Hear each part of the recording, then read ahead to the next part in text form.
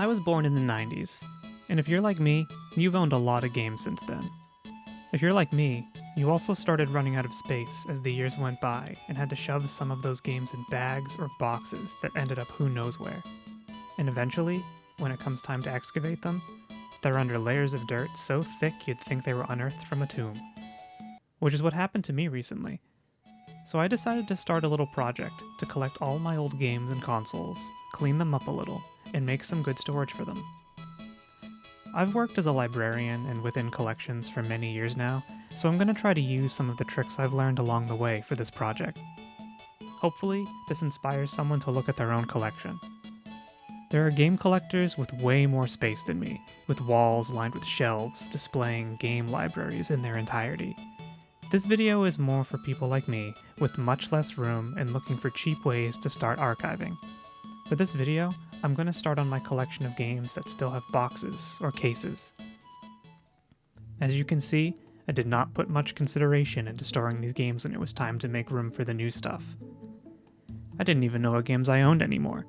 At the start of this project, I had a hankering to play Fable 3, so I bought a cheap, used copy for $10 online.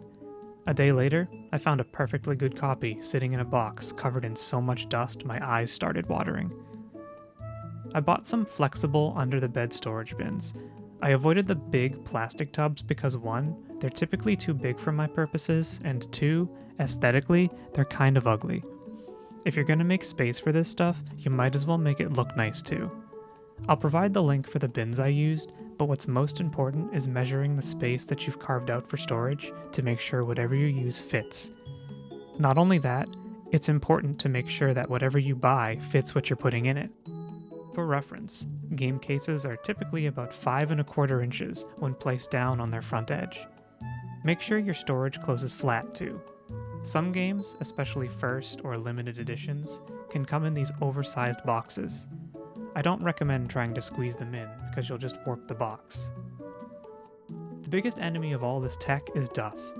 You know what I'm talking about, when dust has settled for a really long time and starts to get all caked on and sticky.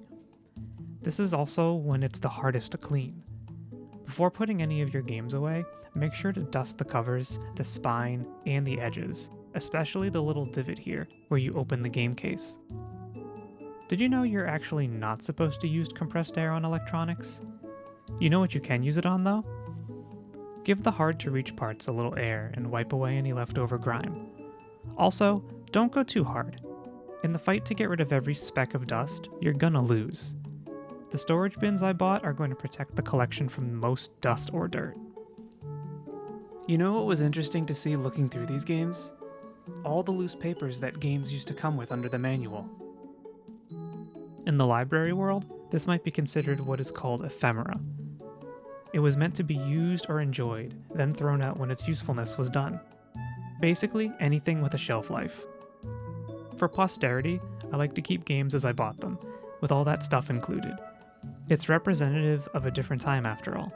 I know I was surprised to see it in 2024. I can only imagine how I'll feel in 10 more years, especially considering physical media doesn't come with anything but the game inside anymore. I don't know if it's just me, but apparently I used to fold the receipts and collect them with the game. The problem with receipt paper though is the ink rubs off very easily, especially after a long period of time. I found some from 10 years ago that were almost blank. You have to make the decision to keep stuff like this, which is totally valid, but I decided to throw all of it out. I was concerned with how the ink was rubbing off on the manuals inside the case or getting on the disc. Disc rot is a very real problem that happens over time, and that process is quickened when discs aren't taken care of. The best thing you can do for preservation's sake is remove all the possible ways for items to be damaged so they can last as long as possible. If you need to wipe away any minor scuffs on discs, use a microfiber cloth like this one. If you wear glasses, you probably have like 10 of them somewhere. Wipe gently from the inside outwards and never in a circle. I actually read somewhere that discs like Blu-rays can get really easily damaged if you do this. I had a lot of difficulty thinking about what to do with games like these. I bought this one off a small online retro shop a few years ago. You kind of have to accept that unless you shove these in a sealed, climate-controlled safe, they're going to deteriorate over time. I'm probably not going to store these in the storage bins, but I want to find a good storage option for them because ideally I'm still going to play them in the future. Here's something you may not know. Don't wear gloves. Gloves are harder to clean than your hands. If you touch something dirty, you're just going to spread dirt when you handle something else. You really only need gloves if you're handling something really carefully, like brand new mint condition trading cards, or if touching something poses a hazard to you. These bins have a bit of flex to them because I didn't fill them completely, just in case I have anything else to add later. And ideally, now that my games are easy to reach, I can pull them out to play. My recommendation is to leave some space available. Don't pack storage to the brim for a few reasons. One is the tighter everything is pressed together, the more strain is put on it.